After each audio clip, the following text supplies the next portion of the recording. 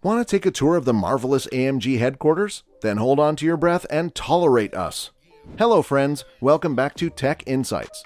So today we are back here again with a brand new topic, exciting as well as tempting. Today we are going to take a tour of AMG headquarters. In the meanwhile, we will discuss some facts about the building and explore how it feels to roam around these buildings. So what are we waiting for? Let us take a dive into the topic. The tagline, "One man, one engine" from AMG isn't just for show. In Affalterbach, Germany, the Mercedes-AMG headquarters employs 1,500 people. The engines of the most powerful Benzes are almost entirely built by hand in this area, about 20 miles northeast of Stuttgart. The AMG engine plant, showroom, and cafe, where even the lunch plates look fast, were on our itinerary because we enjoyed seeing how some of our favorite cars are made. Home of Hans. You won't find a typical house at 1 Daimlerstrasse in Affalterbach. After moving his Mercedes-Benz tuning company out of his barn in the nearby village of Grossespach, AMG founder Hans Werner Aufrecht lived here. At first, Aufrecht Melker Grossespach was founded as a protest against Mercedes-Benz, which is now one of the world's most popular car brands. Mercedes-Benz cut its motorsports budget before Aufrecht and Melker could finish their racing engine for the 300 SE. The pair secretly continued work at Aufrecht's barn, and in 1965 their engine powered a 300 SE, with unofficial company support, to 10 victories in the German Touring Car Championship DTM. Even so, the factory program remained dormant. In 1966, Aufrecht resigned from Mercedes-Benz, and Melker followed soon after. Their new focus? Cram their former employer's staid luxury cars with enormous V8s for both road and track. As of today, the house serves as a Mercedes-AMG gift shop and the company's official business address. Low-cost environments. Except for an agreement signed in 1990, AMG remained distant from Stuttgart despite its obvious preference for Mercedes-Benz products.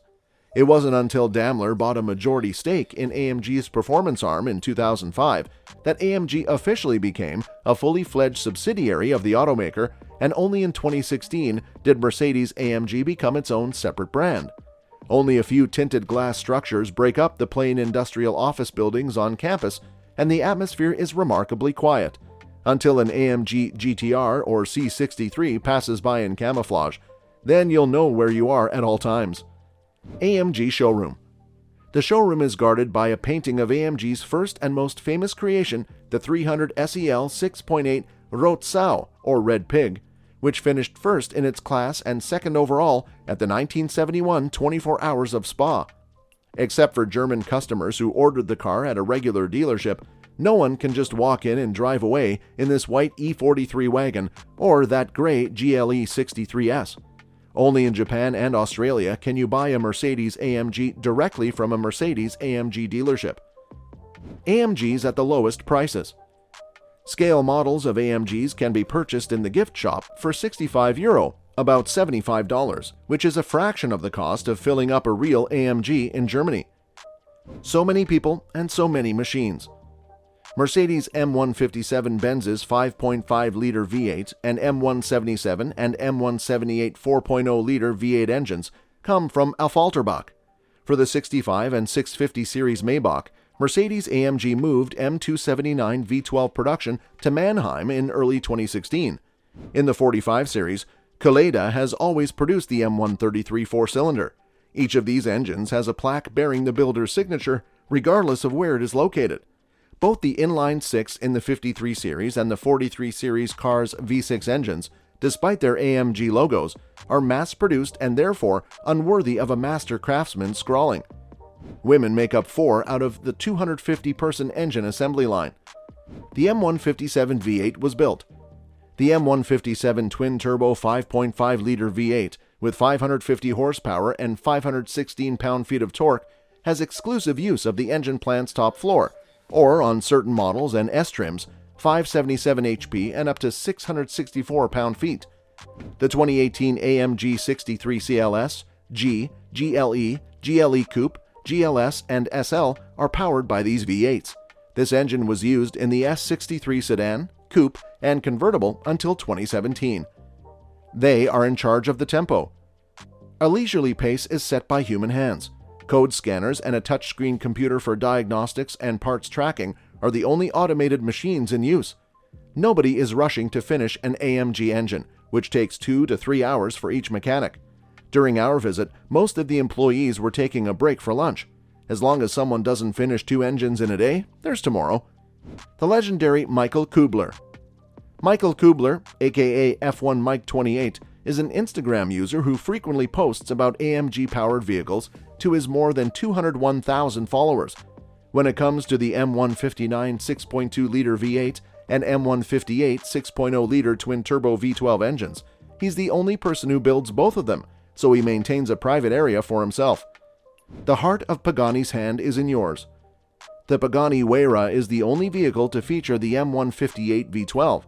However, the Pagani V12's 778 horsepower makes it look like it came straight out of the Enterprise, while the S65's 621 horsepower engine is quiet. AMG gives this engine extra attention because it's going into a car worth more than $2 million. Creating 4.0.